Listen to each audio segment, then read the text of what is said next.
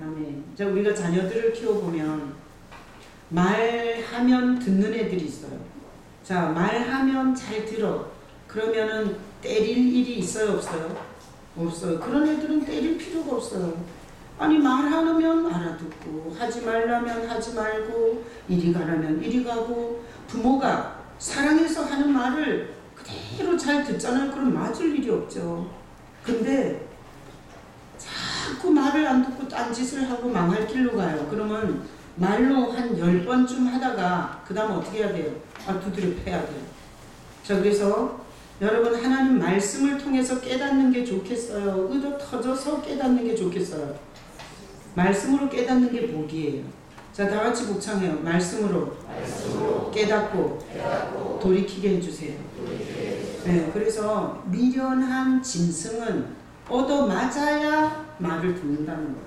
근데 인간은 하나님의 말씀을 깨달으면 매가 오지 않고도 우리는 인생을 돌이키기도 하고 회개도 하고 이렇게 주님의 인도를 받을 수 있어요. 자, 그래서 저는 지금 설교단에 섰고 여러분은 지금 거기 앉으셔서 저를 통해서 일주일 동안 주님께서 여러분에게 가르쳐주고 싶고 그리고 말씀하고 싶은 것을 준비하게 하셔서 여러분에게 전하는 줄로 믿습니다. 인간의 말로 받지 말고 하나님이 날 사랑해서 목사의 입을 통해서 나에게 말씀하시는 걸로 그렇게 들을 수 있는 여러분 되시기를 축복합니다. 아멘. 자, 저는 여러분이 보실 때 저는 착한 사람인 것 같아요? 못돼 처먹은 것 같아요? 네? 어때요? 아무도 말 안 하네. 못돼 처먹은 것 같아요? 자, 저 사람마다 자기 자신을 스스로 평가를 해요. 그래서 저도 저 자신을 스스로 평가해 봤어요. 그랬더니 저는 굉장히 착한 사람이더라고요. 왜 착하냐? 나는 8명 형제 중에 둘째로 태어났는데 우리 아버지가 항상 옷은 누굴 사줘요? 첫째만 사줘요. 나는 항상 언니가 걔라고 그래요. 이게 서열을 잘 잡아야 되는데 언니가 입던 옷을 나는 항상 물려 입었어요. 그래서 그때 우리 아버지가 즐겨 샀던 옷이 나이롱 옷이에요. 나이롱 옷. 나이롱 옷은 색깔이 바래지만 절대 떨어지진 않아. 그래서 우리 언니가 몇 년을 입은 거를 내가 물려 입으면 청색이 아니야. 희그무리한 색이 됐어요. 근데 지금도 그 사진 찍은 거 생각나는데 그런 옷도 물려 입었어요. 나는 아버지한테 찾아가서 아버지 왜 나는 새 옷을 안 사주세요? 억울해요. 이렇게 덤빈 적이 없어요. 그러니까 착하지 않아요? 또 우리 언니는 오전 일부 예배하고 교사하러 지금 내려갔어요. 우리 언니한테 물어봤어요. 수학여행 다 갔나 물어봤더니 다 갔대요. 나는 수학여행 못 갔어요. 왜? 아버지가 너무 힘들게 사시니까 너무너무 수학여행 가고 싶은데 아버지한테 미리 얘기했어요. 아버지 나 수학여행 같은 거 싫어해요. 그래서 안 가도 돼요. 내가 그렇게 얘기했더니 아버지가 아니 왜 가기 싫어하냐? 나는 속으로 아버지가 고생하고 학교만 보내주는 것도 감지덕진데 내가 어떻게 수학여행비 그때는 굉장히 그게 부담스러웠어요. 그 수학여행비를 달라고 하나.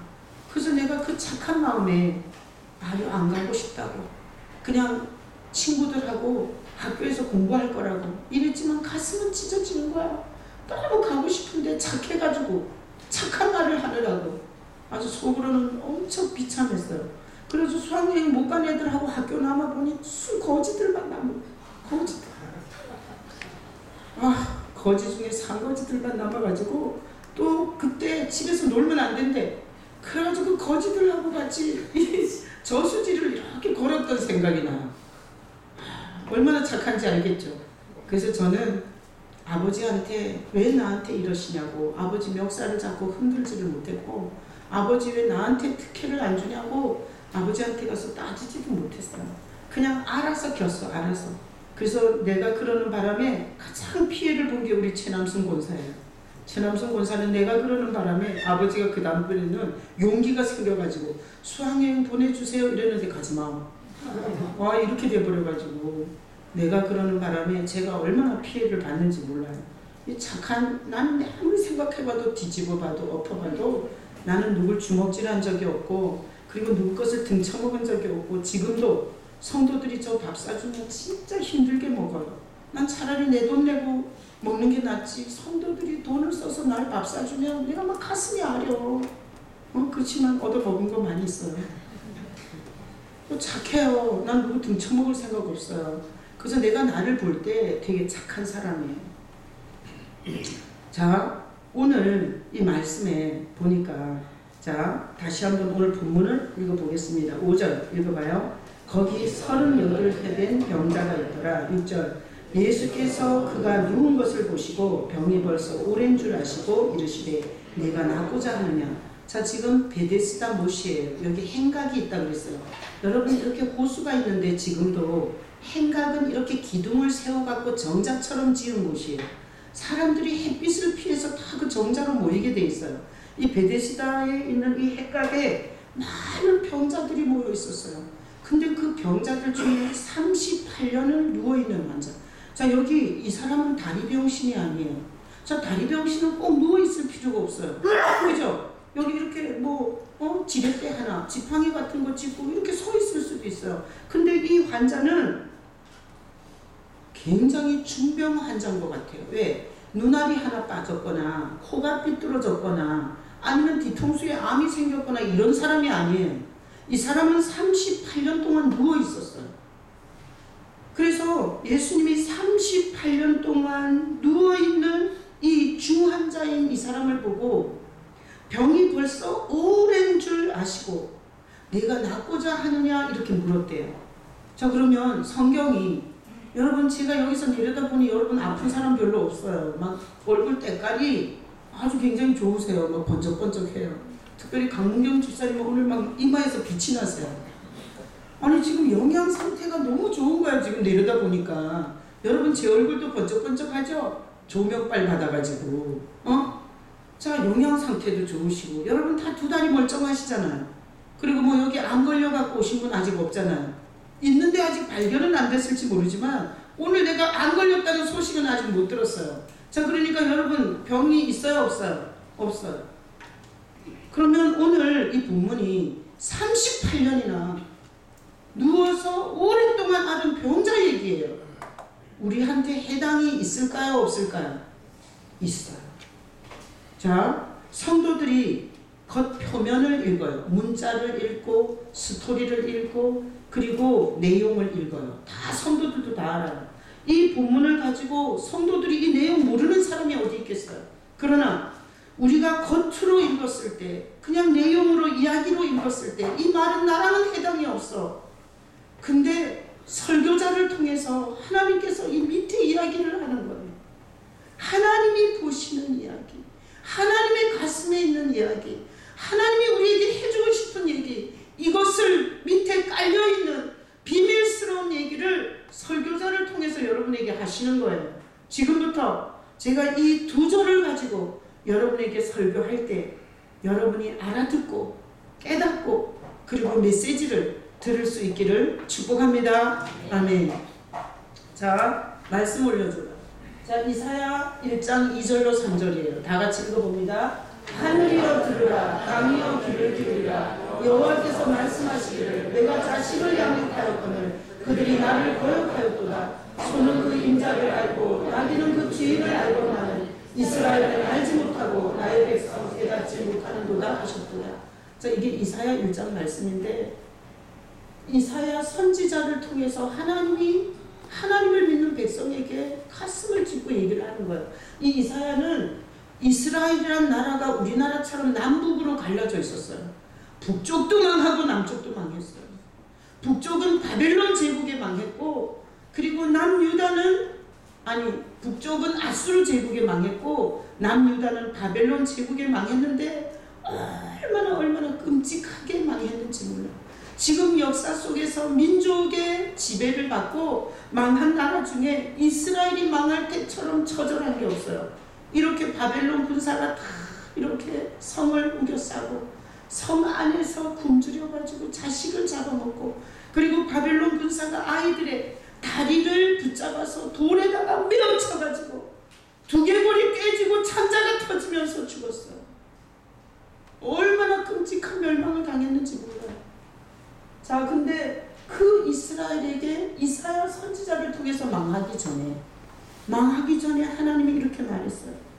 하늘이여 들으라, 땅이여 귀를 기울이라. 여호와께서 지금부터 말씀한대요. 누구를 통해서 했어요? 이사야를 통해서.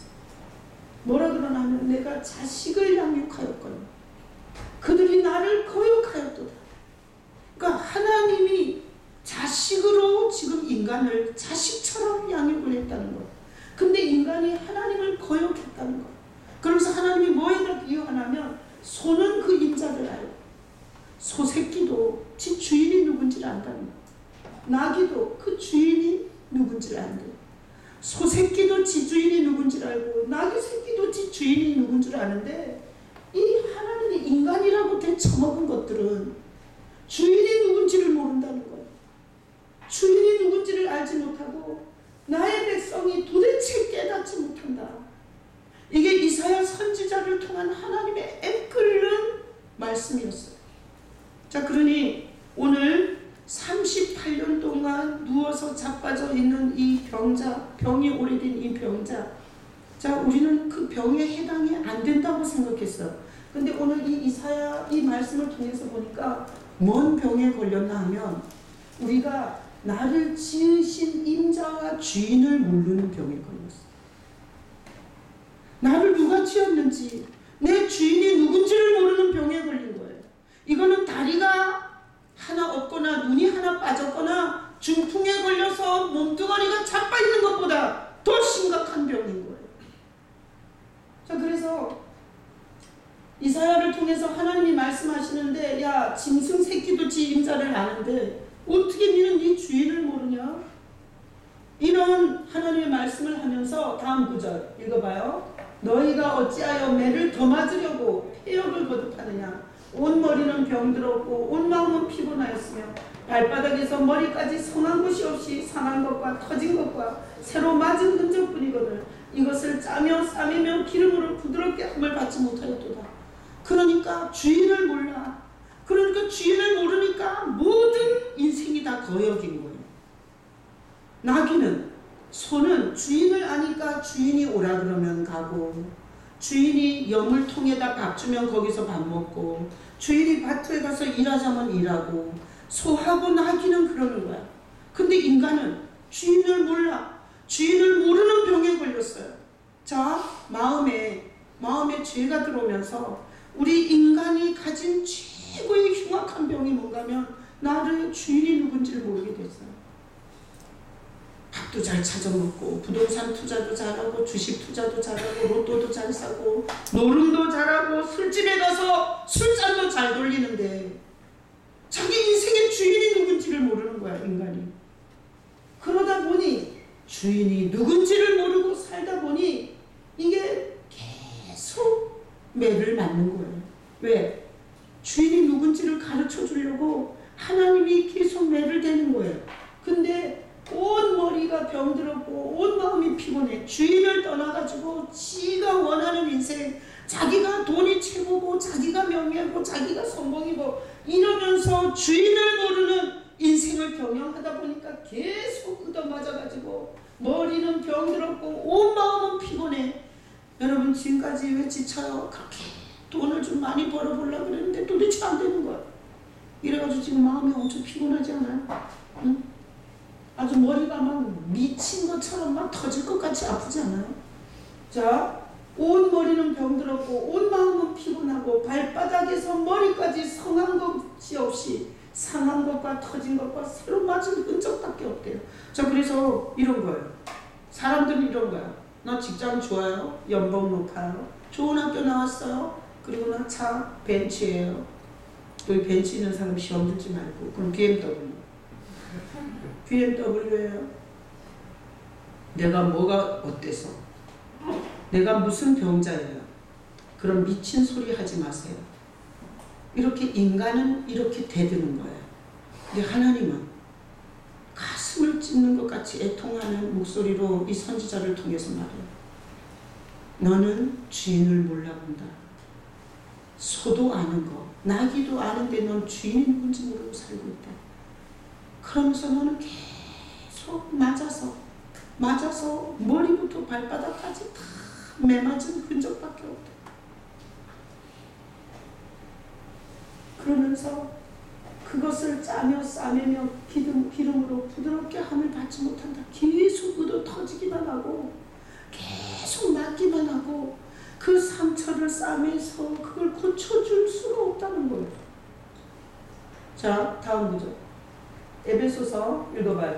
그들이 총명이 어두워지고 그들 가운데 있는 무지함과 그들의 마음이 굳어짐으로 말미암아 하나님의 생명에서 떠나 있도다. 그들이 감각 없는 자가 되어 자신을 방탕에 방임하여 모든 더러운 것을 욕심으로 행하되. 자, 바울을 통해서 하나님이 또 말씀하세요. 우리는 뭐가 어두워졌어? 총명이 어두워졌어. 총명을 다 잊어버렸어. 그 다음에 무지해졌어. 그리고 마음이 아주 딱딱하게 굳어졌어. 이런 상태를 총체적으로 표현한 게 감각 없는 자가 됐어. 그러니까 인간의 마음에 죄가 들어오면서 인간이 엄청 똑똑하고 잘난 것 같은데 사실은 정말 중요한 감각, 주인이 누군지, 자기 인생을 누가 시작해 줬는지, 자기가 지금 누구 안에서 살고 있는지, 이 모든 주권에 대한 감각을 완전히 잃어버린 거예요. 그래서 한마디로 감각 없는 자가 됐어요. 그래서 자기 인생의 근원에 대해서 감각이 없어지니 그 다음에 사는 거는 뭘로 사냐? 방탕으로 사는 거예요. 방탕으로. 더 많이 가져서 더 많은 술을 마시고 더 많은 여자들 속에서 더 많은 게임을 하고 더 많은 육신의 말초신경의 자극을 위한 것이 인생의 성공인 줄 알아요. 방탕해, 방임, 그냥 자기를 막 던져버린다는 거예요. 그리고 욕심을 따라 살아요. 자, 감각을 잃은 인간은 방탕, 자극적 쾌락, 그 다음에 욕심, 이것이 인생의 목표고 방법이고 그리고 목적이에요. 자, 이런 중한 병에 우리가 걸렸어요. 감각 없는 병, 문둥병, 주인을 몰라보는 병, 자기가 누군지를 모르고 사는 병, 아주 심각한 병에 걸렸어요. 자, 다음 구절 시편 14편 1절 읽어봐요. 어리석은 자는 그 마음에 이르기를 하나님이 없다 하는도다. 그들은 부패하고 그 행실이 가증하니 선을 행하는 자가 없도다. 자, 이런 거예요. 단계를 제가 보여주는 거예요. 자, 하나님을 몰라봐. 그러다가 방탕과 욕심을 따라 살아. 그러다가 인간이 하는 가장 많이 하는 얘기는 하나님이 없다는 거예요. 하나님이 없다. 그래서 지금 같이 우리가 예배 드리잖아요. 이 예배 자리에서 자, 여기 말씀해 보니까 이건 어리석은 자잖아요. 여기 예배 드리면서 어리석은 자는 이렇게 예배하는 거예요. 하나님 어디 있어? 최남 목사가 떠들잖아. 그리고 그 사람들 몇 명 모였잖아. 뭐 그 8층에 있는 거 아니야? 하나님이 어디 있어? 이거는 전형적 어리석은 자예요. 그래서 동장 만나도 그렇게 안 해요. 맨날 상습적으로 지각하고 이런 거는 하나님이 없다는 거 아니에요? 나는 모든 제가 설교하는 예배 30분 전 1시간 전에 와요. 왜? 하나님은 이 세상에서 그런 취급을 받을 분이 아무도 없어요. 내가 어떤 인간을 만날 때 내가 5분 전에 가. 그렇지만 하나님을 만나러 올 때는 나는 30분 전 1시간 전에 와요. 왜 그래요? 하나님은 내 인생의 생사화복을 주장하시는 분이시고 지금까지 목회하면서 내가 성도들의 비유를 성도들의 눈치를 본 게 아니라 하나님이 날 보시고 어떻게 생각하실까? 제가 여기에 꽂혀서 지금까지 20년을 넘게 예배를 했어요. 그래서 저는 예배할 때마다 오늘 새벽에도 전 예배했어요. 예배할 때 새벽 예배 많이 안 나와요. 몇 사람 없어요. 그러나 나는 사람의 숫자가 나한테 중요하지 않아요. 집에서 나올 때부터 나를 이 죄악의 구렁텅이에서 예수님을 알게 하시고 이 구원의 은혜를 주신 그 하나님을 찬양해드리고 높여드리고 기념해드리고 영광 돌리러 해가 뜨기 전에 그 어두운 미명에 하나님을 기쁘시게 하려고 와요. 나는 하나님이 없는 게 아니라 하나님이 어떤 인간보다 사장보다 목사보다 그리고 우리 부모보다 그리고 대통령보다 나는 하나님이 더 살아계신다고 믿어요. 자, 하나님이 없다. 이런 자는 어리석은 자. 난 여러분들이 예배하며 기도하며 하나님을 믿음으로 바라보는 예배, 하나님이 계신다, 내가 그분을 어떻게 찬양할 거냐, 내가 그분을 어떻게 중심으로 섬길 거냐, 이렇게 하나님 있는 지혜로운 여러분 되시길 축복합니다. 자, 그래서 이런 거예요. 죄가 마음에 들어왔어요. 하여튼 부동산이 어디가 빨리 오르는지, 주식을 뭘 사면 돈 부자가 되는지, 그리고 어떤 사람이 잘생겼는지, 어떤 사람이 좋은 차를 타고 다니는지 다 파악을 해. 근데 오직 지 주인이 누군지는 몰라요. 지 삶의 주인이 누군지를 몰라. 이런 무감각병에 빠져서 궁극적으로는 예배도 개판, 기도도 개판, 교회 와서 막 직결호되고, 이건 하나님이 없는 전형적 질병의 증세입니다. 자, 이런 인간이 그렇게 망발을 하고 망령되이 이렇게 살아가는 인간을 보고 하나님이 기분이 좋으시겠어요? 고쳐주고 싶겠어요? 고쳐주고 싶어요. 그래서 이 가장 중요한 주인이 누군지를 모르는 이 감각을 찾아주려고 하나님께서 보내신 분이 누구예요? 예수님이세요. 자, 예수님은 우리의 어디로 와야 돼요? 마음으로 와요. 자, 우리 속에 죄가 들어와서 주인을 모르게 됐어요. 무감각한 자가 됐어요. 돈이 최고고 명예가 최고고, 그리고 힘 있는 사람한테 빌붙어서 종사를 하면서 눈치 보면서 이렇게 거지같이 사는 이런 우리 불쌍한 인생들에게 하나님이 이 주인이 누군지 알아볼 수 있는 감각을 찾아주게 누구를 보냈다고요? 예수님을 보낸 거예요. 자, 예수님은 여러분의 어디로 오셔야 돼요? 마음으로 오셔야 돼요. 여러분이 가장 교회를 다니면서 사모하는 건 목사한테 잘 보이고 장로한테 잘 보이고 성도들한테 인기 있는 이런 성도가 아니라 예수님 내 마음에 와주세요. 이런 여러분 되시기를 축복합니다. 자, 예수님이 마음에 오세요. 마음에 죄가 들어오면서 주인을 잃어버린 이 무감각증이 예수님이 마음에 오면 주인이 누군지 알아보게 돼요. 예수님은 오셔서 늘 만든 분이 누군지, 이 생사화복을 주관하시는 분이 누군지 이 감각을 찾아주러 오세요. 자, 그래서 오늘 38년 동안 누워있는 병이 오래된 환자가 예수님 눈에 보였어요. 그렇다면 교회는 베데스다 같아요. 기둥이 있잖아요. 기둥이. 그리고 온갖 병자들이 지금 오늘 다 모였어요. 예수님 이렇게 병자들 모인 곳에 오세요. 왜? 의사기 때문에. 자기가 아픈 데가 없고 나는 다 건강하고 나는 다 알고 다른 인간들이 다 못됐어, 이런 사람은 절대 예수님이 안 찾아갑니다. 이렇게 병든 자들이 행각 가운데 모여있는 이 교회 가운데로 예수님이 이 본문하고 똑같이 오세요. 자, 오시면 예수님이 보시니 어떤 병자들이 있냐? 주인을 못 알아보는 병자들이 있는 거예요.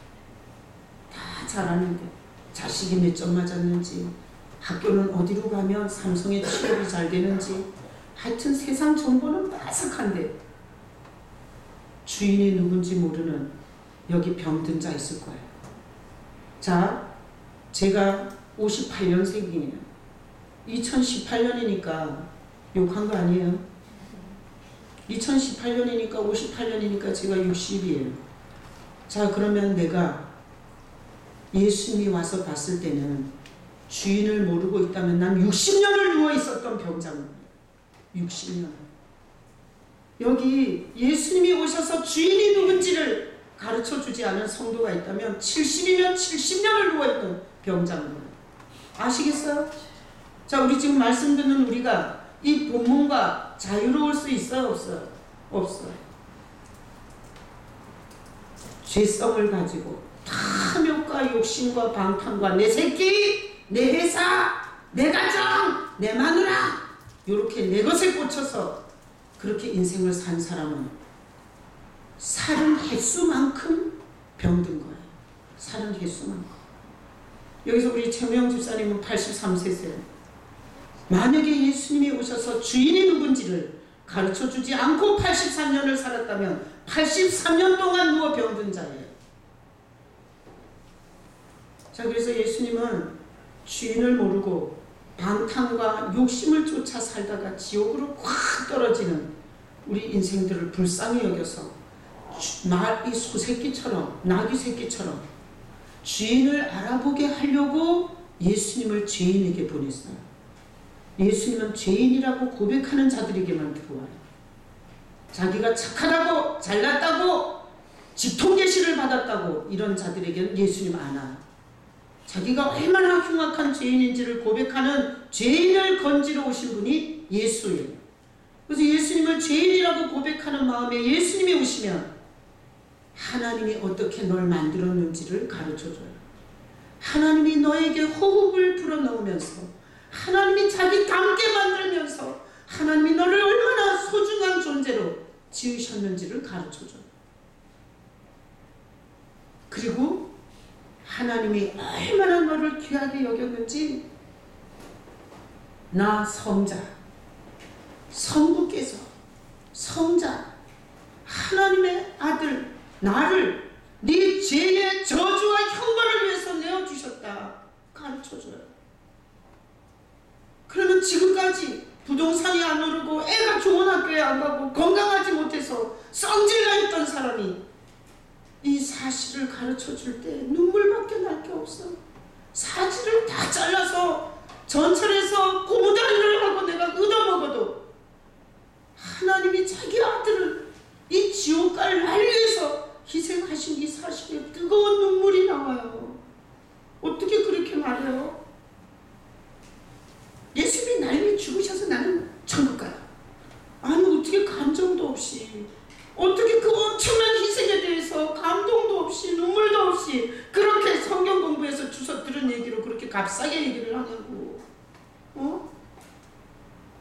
그러니까 예수님께서 그 무감각에 빠진 인간을 위해서 자기가 나무에 걸려 내가 죽어서 저들이 주인이 누군지 알 수 있다면, 저들이 누가 자기를 만들었는지 알 수 있다면 내가 그 저주의 나무에 걸리겠다고 아버지와 의논하시고 성자가 우리의 육신의 모습을 갖고 이 땅으로 왔어요. 그렇게 이 땅에 와서 33년을 사는 동안에 아주 그냥 이 종교 지도자들과 감각 없는 세상 정치 지도자들과 세상에서 출세하고 성공한 인간들이 찢어진 입으로 얼마나 예수님을 욕했는지 몰라요.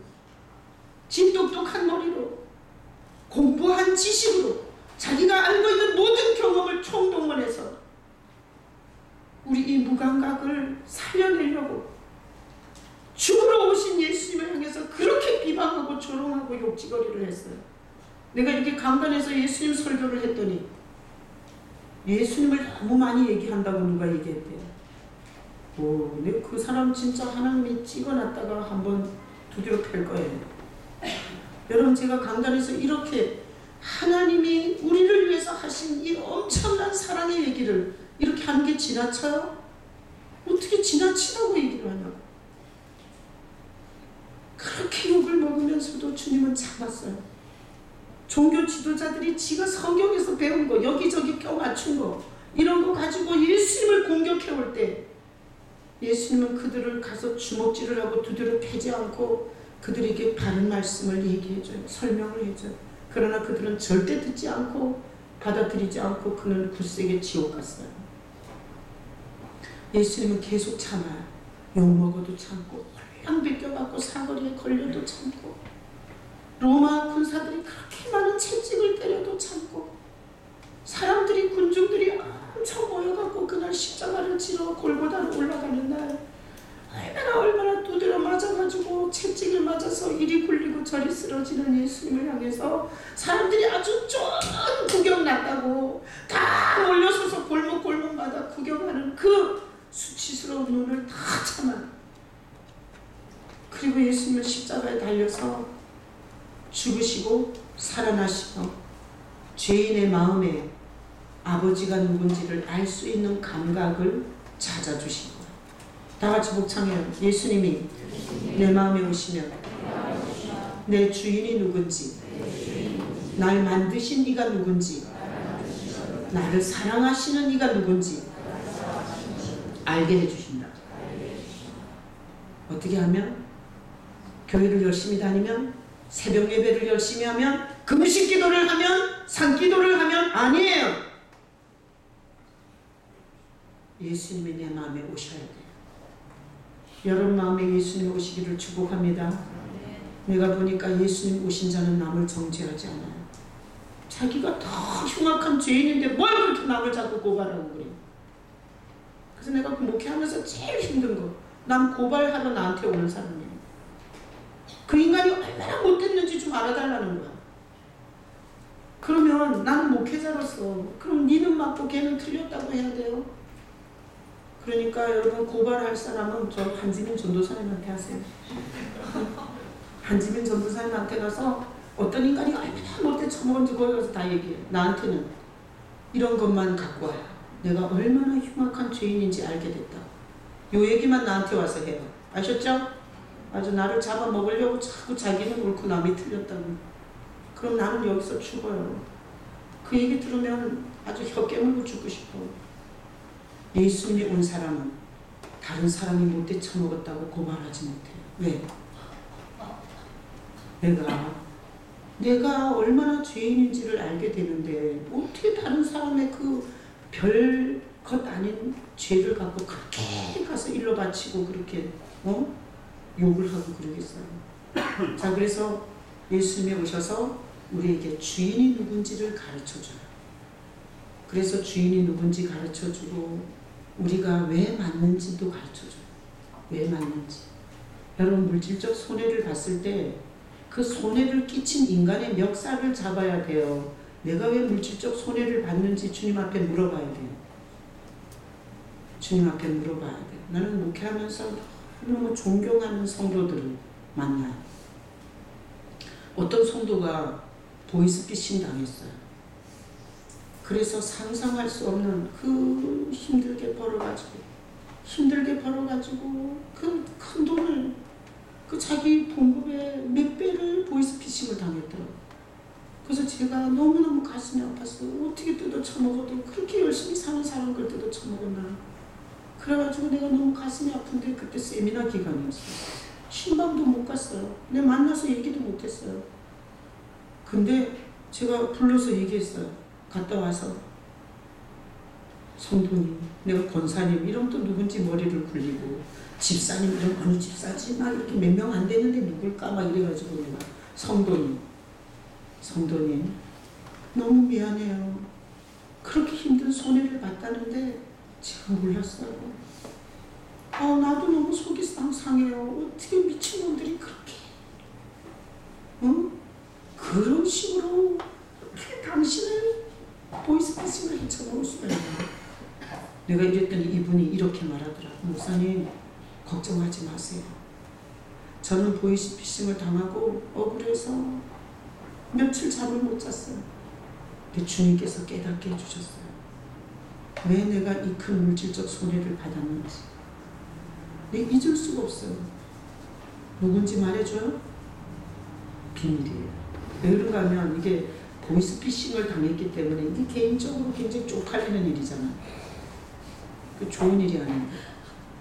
내가 훌륭한 성도들을 만나.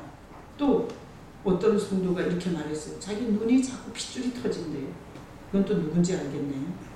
핏줄 터지는 사람. 자기 눈이 자꾸 핏줄 터진대요. 그래가지고 수요일에 와서도 기도해달래. 그래서 제가 기도해줬어요. 그리고 내가 어느 날 이렇게 말했어요.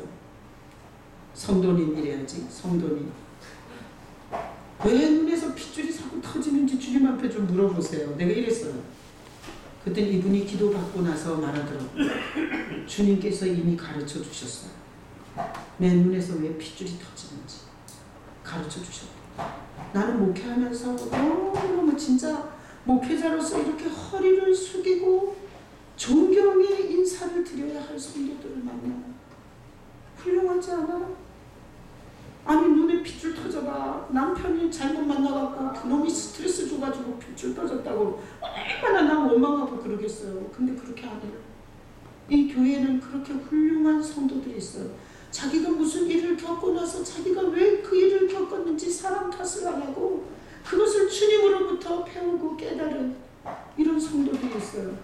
자, 그 사람 마음에 예수님이 있겠어요, 없겠어요? 있으니까 그런 말을 할 수 있는 거예요. 있으니까. 예수님 없는 것은 맨날 와가지고 고발만 해요. 고발만.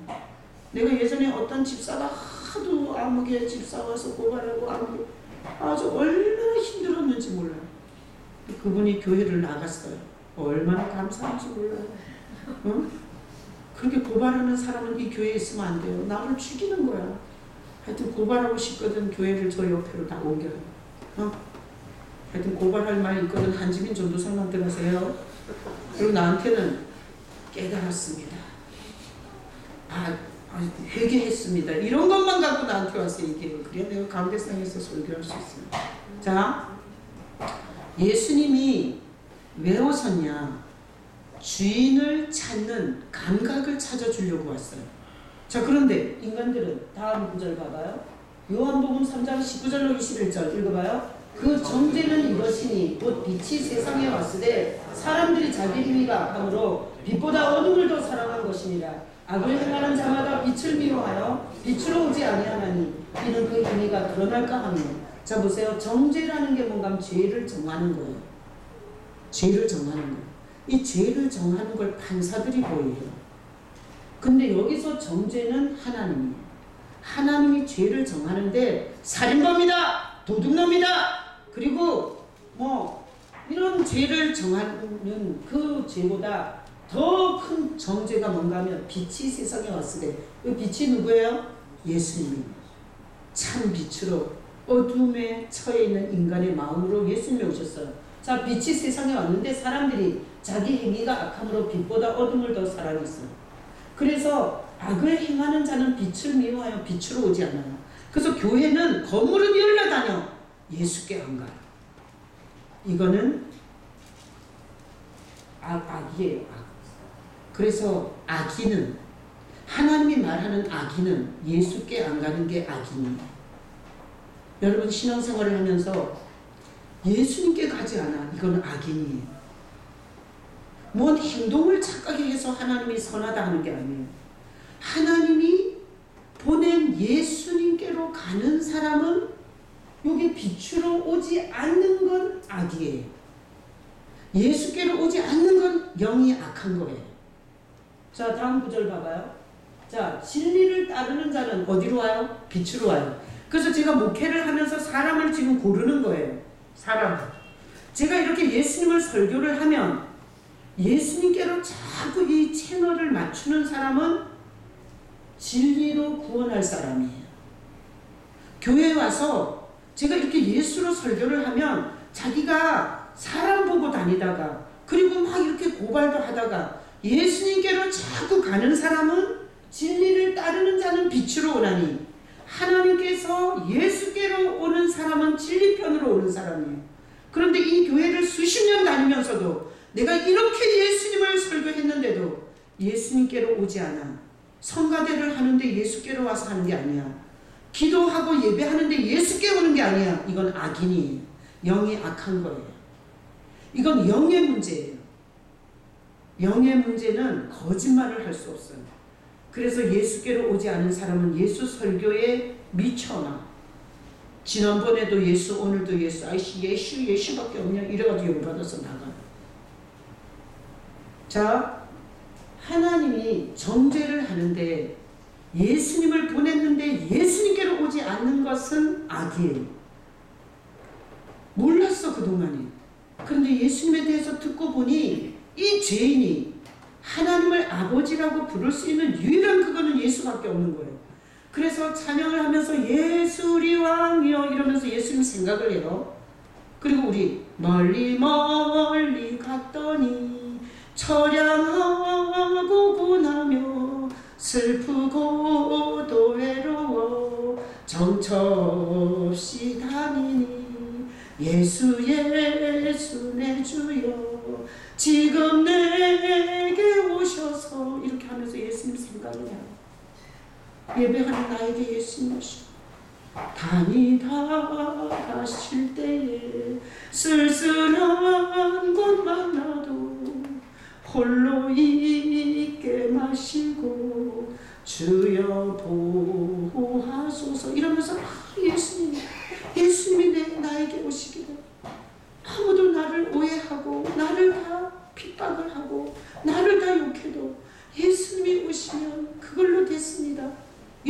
예수님께로 자꾸 향하는 자들은 진리를 따라가다가 구원받을 영혼이에요. 근데 이렇게 예수님 얘기를 해도 이게 골이 텅 비었어. 예수 나 주여 그거 안 나왔네. 다 가실게. 목사님이 오늘은 머리가 잘 됐네. 이런 건 악이에요.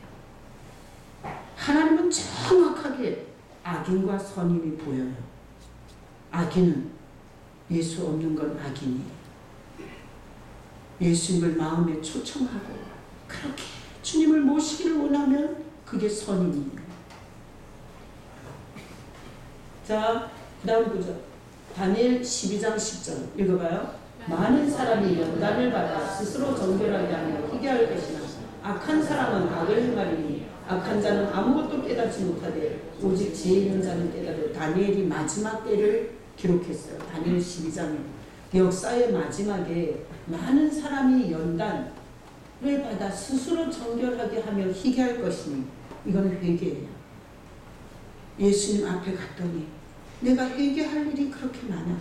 그래서 회개하고 이러면서 연단을 받아 정결하게 희귀. 이거는 예수님이 오셔서 자기 꼬라지를 보고 주님 앞에 내놓기가 바쁜 이런 진리를 따르는 사람이에요. 악한 사람이 있어요. 이 사람은 아무것도 못 깨달아. 지가 누군지도 몰라. 자기가 뭔 짓을 했는지도 몰라. 자기가 지금 두드려 맞고 있는지, 자기가 지금 발바닥부터 머리까지 다 터진 상처뿐인지 전혀 못 깨달아. 이러다 지옥으로 확 가. 자, 그래서 하나님이 우리가 소 나기만도 못해요. 주인을 몰라. 이렇게 사는 우리에게 주인을 찾아주려고 하나님이 자기 독생자를 보내요. 예수님은. 이 세상에서 가장 사랑스러운 자는 죄를 하나도 안 지은 자가 아니에요. 예수님을 마음에 모시기를 원하는 자.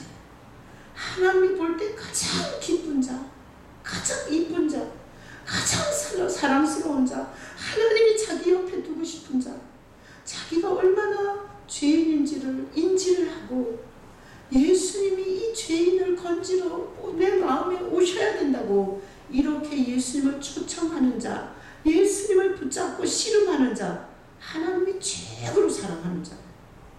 여러분, 종교적으로 장로가 돼서 하나님을 기쁘시게 하려고 하지 마시기를 축복합니다. 여기 또 장로들 시험 들지 말고, 장로가 한 20년 다니면 다 장로죠. 희준 집사님, 이 교회 몇 년 다녔어요? 16년? 4년 더 다니면 장로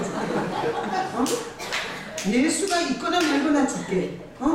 장로가 그렇게 좋아? 여러분, 장로 되는 것보다 예수님이 있어야 돼요. 하나님이 주인이 누군지를 몰라. 뭘 하고 살아야 되는지를 몰라. 쓸데없는 것만 밝아. 이러다 지옥에서 눈 뜨는 인간이 너무 불쌍해서 하나님이 그 지각, 그 감각을 찾아주려고 예수님을 보낸 거예요. 난 우리 교회에서 앞으로 어떻게 할지 모르지만 아주 직분을 싹 없애버리고 싶어요. 장로도 없고 집사도 없고 다 성도라고 부르는 성도교회. 이런 또 이단이라 그럴까봐 내가 잘 못하는데, 아니 그까지 직분이 뭐가 중요해요? 직분으로 천국 가요? 아니, 오히려 직분마저 교만해져서 교회를 망쳐먹는 일이 얼마나 많냐고요. 아주 제일 좋을 것 같아요. 성도. 병선씨, 우리 병선 집사님이세요? 병선 성도 얼마나 좋냐고. 왜 서열을 만들어갖고 집사, 무슨 장로, 권사 그런 건 왜 만들어놔가지고 이게 막 교회 안에 서열 같은 거야. 내가 아주 마음대로 목회할 수 있다면 싹 다 없애도 희준 성도님, 정현신 성도님 이렇게 좀 불렀으면 좋겠어요. 자, 하나님이 이거를 알게 해주려고 예수님을 보냈어요. 자, 여기 38년 동안 누워있던 환자가 있었어요. 자, 나는 60년 환자. 60년 환자. 왜? 예수님이 오시면 다 알아요. 자, 퀴즈. 예수님이 오시면 모든 것을 다 안다. 1번. 예수님이 오셨지만 죽을 때까지 모르는 게 더 많다. 2번. 몇 번이에요? 2번이에요. 내가 뭐 그리스도예요? 내가 뭐 신이야? 예수님이 예수님이 오셨지만 고민을 많이 하고 하나님의 뜻이 뭔지 갈등이 생기고 뭔가 선택을 할 때는 얼마나 많이 기도해야 되는지 몰라. 그리고 결정했는데도 잘못했을 때가 있어요. 그러니까 우리는 죽을 때까지 완전하게 이 뚜껑이 안 열려. 예수님을 모시고 살면서 그냥 그 주님 앞에 의뢰를 하고 갈 뿐이에요. 자, 그러다 보니 38년 된 병자가 병이 오래요. 오늘 60년을 산 내가 병이 오래요. 내가 병이 더 오래됐어요. 뭔 병? 무감각병. 응? 어리석은 병. 무지의 병. 주인을 모르는 병. 오전에 일부 예배 때 최영순 선생님께서 주일학교 선생님들이 식당 봉사자들이 예배해요. 근데 주일학교 교사들이 돌아가면서 기도해요. 최영순 선생님께서 이렇게 기도하더라. 하나님 아버지, 예수님을 통해서 이런 구원의 은혜를 주셔서 감사합니다. 어쩌고 저쩌고 기도하다가 때로는 하나님이 계신가 안 계신가 이런 생각도 하며 살다가 왔습니다. 여러분 얼마나 진실돼요? 아니 나도 목회하면서 아주 영 하나님이 안 움직여줄 때는 하나님 계세요? 아 계시는 거야 안 계시는 거야? 네, 이럴 때도 있어요. 아니 뭐 예수님이 오셔서 다 막 천리를 내다보고 그리고 역사의 시작부터 끝까지 쫙 열려가지고 아주 그냥 족집게 무당처럼 모든 얘기를 다 해줄 수 있어요? 아 그럼 내가 방석을 깔지 여기서 이 짓을 하고 있겠어요? 그러니까 오늘 병자는 38년 병자, 나는 60년 병자. 60년 누워서 하나님을 잘 모르고 하나님의 사랑도 잘 모르고 그리고 인생이 어디서 와서 어디로 가는지도 잘 모르고 그렇게 산 60년 병자예요. 예수님께서 오셔서 물어봤어요. 네가 낫고자 하냐? 주님 나 낫고 싶어요. 난 오늘도 그렇게 말하고 싶어요. 주님 아직도 무감각한 게 너무 많습니다. 사람이 뭐라고 하면 마음을 주체할 수가 없습니다. 통장에 돈이 떨어지면 근심이 쌓입니다. 누가 나보고 욕했다 그러면 상처를 받습니다. 주님 낫고 싶습니다. 나 60년 병자라니까. 산 세월만큼 병자야. 종이가 몇 살이야? 넌 35년 병자인 거야. 나보다 낫다니. 31살. 또 4년을 내가 뛰겨가지고 기분 나빠가지고 31년 병자야. 그랬구나. 근데 난 60년 병자야. 오늘 주님이 물어봐요. 낫고자 하냐? 아멘. 주님 나 낫고 싶어요. 지금보다 더 눈이 밝아지고 싶어요. 지금보다 더 예수님을 알고 싶어요. 지금보다 더 인생의 끝에 뭐가 있는지 알고 싶어요. 지금보다 더 내가 얼마나 쓸데없는 것에 매달려 있는지 알고 싶어요. 내가 오늘 주님 앞에 이렇게 고백하고 싶어요. 난 오늘 말씀 듣는 여러분들이 다 주님이 네 낫고자 하느냐? 네가 주인이 누군지 잘 모르는 거, 그 무감각한 병. 너 세상적으로는 그렇게 눈 밝지만 네가 영적으로 큰 문둥이같이 무감각한 너 낫고자 하느냐? 이렇게 주님이 물으시다면 난 우리 성도들이 다 낫고 싶어요. 나를 좀 치료해 주세요. 이럴 수 있는 여러분 되시기를 축복합니다. 그래서 제가 설교 끝난 줄 알고 그러지 마세요. 아직 멀었어요. 자, 제가 착하다고 생각했어요. 착하다. 나는 언니가 입은 옷을 물려 입었고 그리고 수학여행 가지 말라 하기 전에 내가 안 간다 그랬어요. 아버지가 학비가 많은 학교에 가지 말라고 하기 전에 난 내가 스스로 안 간다 그랬어. 그래서 내가 너무 착한 줄 알았어. 근데 예수님이 오셨어요. 예수님이 오셔서 내가 얼마나 속속들이 썩은 인간인지를 보여주셨어요. 그래서 정말 어떻게 손을 댈 수 없는 모든 세포가 다 죄로 물든 나를 보게 하셨어요. 그리고 예수님이 오셔서 알게 하셨어요. 인간이 얼마나 하나님을 의존하고 살아야 되는지를 알게 해주셨어요. 얼마나 하나님을 의존해야 되는지. 하나님을 의존하지 않으면 마귀가 찾아오고, 하나님을 의존하지 않으면 양식을 얻을 수가 없고, 하나님을 의존하지 않으면 완전히 살았으나 송장 같은 게 인간이 돼요. 예수님이 오셔서 첫 번째 내가 얼마나 죄인인지를 가르쳐줬고, 하나님을 전적으로 어린아이가 신생아가 부모를 의지해야 되는 것처럼 인간이라는 존재는 하나님을 전적으로 의존해야 되는 존재라는 걸 알게 해주셨어요. 그리고 세 번째, 예수님이 오셔서 이 불쌍한 인간에게 최고의 양식으로 예수를 줬다는 걸 알게 해줬어요. 예수를 줬다는 거. 그래서 여러분들이 오늘 이 설교를 듣는 것은 하나님이 여러분을 사랑하시기 때문에 이 설교를 듣게 하신 거예요. 이렇게 묻는 거예요. 야, 너 소는 주인 알아 몰라? 압니다. 소가 지 여물통이 어디 있는지 알아 몰라? 압니다. 나귀는 지 주인이 누군지 알아봐 못 알아봐? 알아봅니다. 너는 네 주인이 누군지, 네 양식의 여물통이 어디 있는지 넌 아냐? 지금 하나님이 우리한테 이렇게 질문하는 거예요. 나는 이 설교를 통해서 여러분들이 집에 가서도 내가 내 주인을 아나? 내가 내 여물통에 양식이 어디 있는지 내가 아나?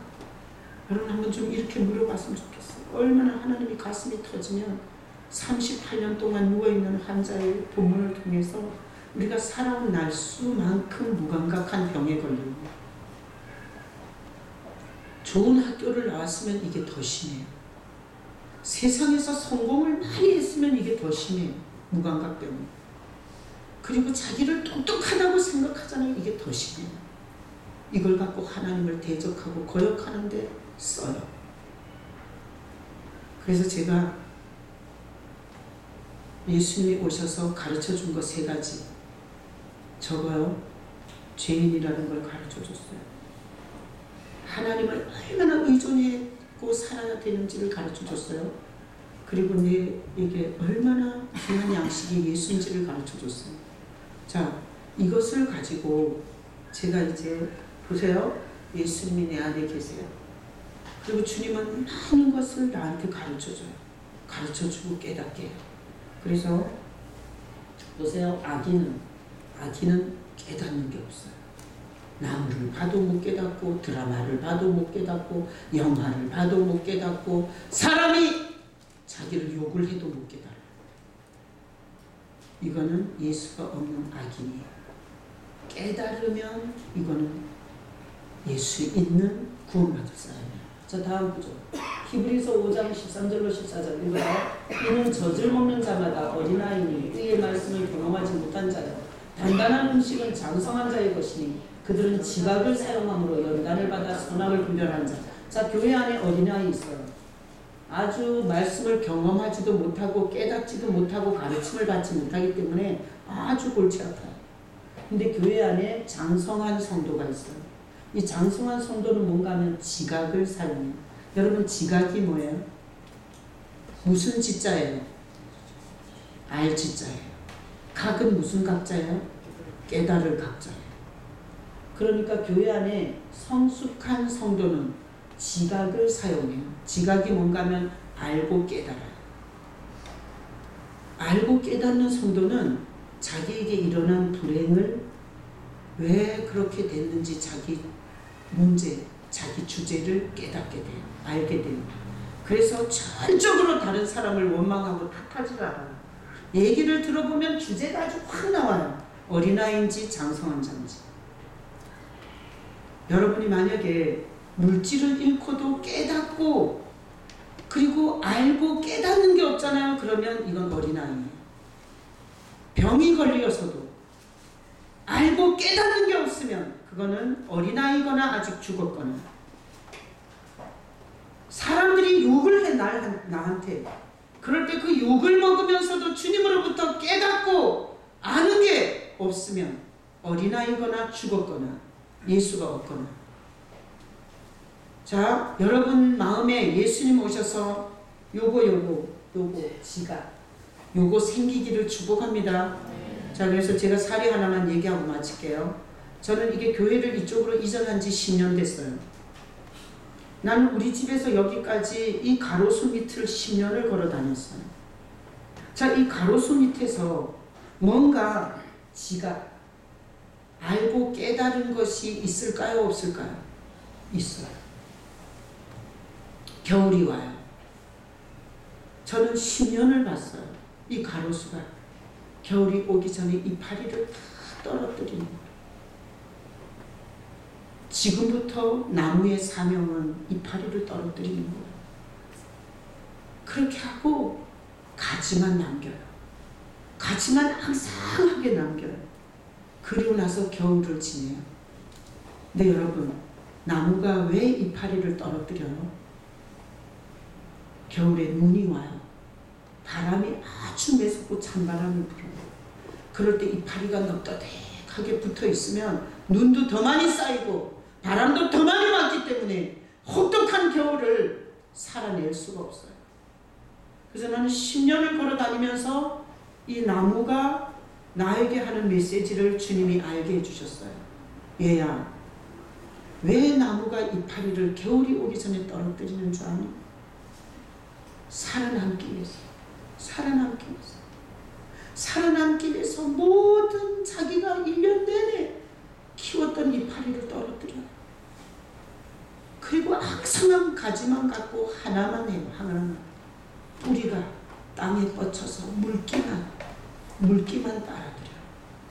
한 가지만. 근데 그 다음에 뿌리가 살아있잖아요. 그러니까 따뜻한 봄이 오니까 또 이파리가 또 나와. 제가 오늘 새벽 설교를 본문을 보니까 하나님이 근심하는 사람이 있더라고요. 하나님이 근심하는 사람. 하나님이 근심을 왜 전능한데 왜 근심하냐고, 왜 전지한데 근심하냐고. 하나님이 인간을 보고 근심을 해요. 왜 미혹을 받은 마음을 보고 하나님이 근심을 합니다. 사랑하니까. 그래서 그 미혹받은 마음을 정상으로 돌리려고 오신 분이 예수님이라고 설교했어요. 그리고 나서 강대상에서 예수님을 향해서 손들고 주님 교회의 머리십니다. 주님이 거니시면서 은혜 줄 자 은혜 주고 깨달을 자 깨닫게 하시고 그리고 회개할 자 회개하게 하시고 주님께서 이 교회의 주인이십니다. 그러면서 제가 손들고 기도하는데 주님께서 그 나무를 또 생각나게 하셨어요. 나무를.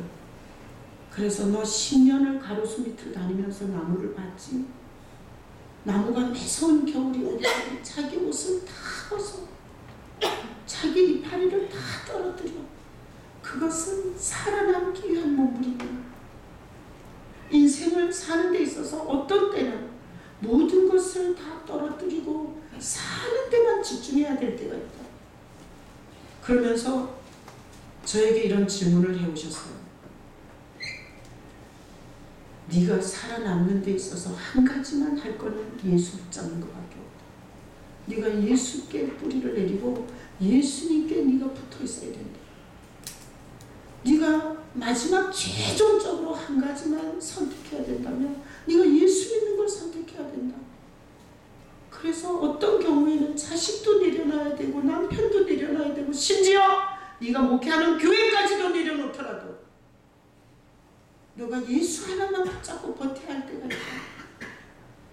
그런데 그때 예수를 붙잡고 네 생명이 죽지 않는다면 때가 되면 또 이파리를 피우고 또 가지가 물이 오를 수 있다. 그래서 내가 그 감동을 받고요. 강계상에서 막 울었어. 주님, 내가 인생에 매서운 겨울이 올 때 한 가지만 해야 된다면 예수만 붙잡게 해주세요. 근데 내가 믿을 수가 없는 거야, 나 자신을. 왜? 베드로가 죽을지언정 자기는 예수를 부인하지 않는다 그러고 제일 먼저 부인하잖아요. 그래서 내가 베드로가 생각이 나더라고. 그래갖고 주님 앞에 다시 한번 기도했어요. 주님, 내가 매서운 인생의 계절에 한 가지만 해야 된다면 내가 예수님의 생명을 붙잡는 일에 그거 우선순위 그거 하나만 하겠습니다. 근데 나는 못 믿습니다. 베드로가 그렇게 큰 소리 치고도 제일 먼저 배신했습니다. 주님, 내가 인생의 매서운 계절이 오면 주님이 지각을 주셔서 알게 하시고 깨닫게 하셔서 가장 중요한 거 한 가지, 주님 붙잡고 사는 것을 포기하지 않게 주님 나를 좀 붙잡아 주세요. 그리고 내가 기도했어요. 그리고 생각나는 게 마누라가 교회 가지 말라 그랬다고 안 오는 인간들, 또 남편이 교회 가지 못하게 한다고 안 오고, 또 자식이 고3이라고 밥 해주느라고 안 오고, 이런 인간들이 리즈로 생각이 나더라고요. 여러분, 인생에 한 가지만 해야 된다면 예수님의 생명에 붙어있는 거 하셔야 돼요. 그러면 때가 되면 자식도 살리고 남편도 살리고, 내가 생명에 붙어있으면 죽은 가정과 죽은 인생을 다 살려낼 수 있어요. 그러나 내가 죽으면 누가 살리겠어요? 그래서 오늘 이 말씀을 통해서 여러분이 마음에 예수님을 계속 지속적으로 초청하시기를 축복합니다. 그리고 예수님으로 말미암아 돈을 잃었을 때, 사람에게 욕을 먹었을 때, 사람들에게 거절을 당할 때, 실패를 할 때, 그리고 앞이 막힐 때 주님께서 왜 내 길을 막는지, 왜 나는 잠을 못 자고 이렇게 미친놈처럼 이렇게 마음이 복잡한지. 아까 그랬잖아요. 네 머리는 병들었으며 네 마음은 병들어. 이렇게 이 지각을 가지고 예수님과 인생을 풀어갈 수 있는 여러분 되시길 예수님의 이름으로 축복합니다. 아멘. 자, 성찬은 예수님 내 안에 계셔야 합니다. 아무